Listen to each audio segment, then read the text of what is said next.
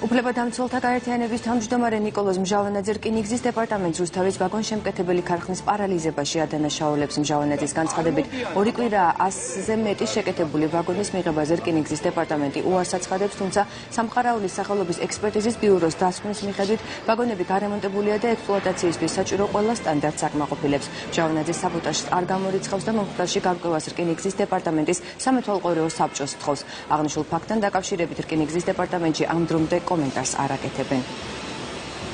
აქ არის თავმოყრილი 220 ვაგონი, რომელიც უკვე გამზადებულია იმისათვის, რომ რკინიგზის დეპარტამენტმა მიიღოს ეს ვაგონები და რეალურად ემსახუროს საქართველოს რკინიგზას და სამწუხაროდ არის გარკვეული გაუგებრობა იმასთან დაკავშირებით, რომ რეალურად არ ხდება ამ ვაგონების გაყვანა აღნიშნული კომპანიიდან.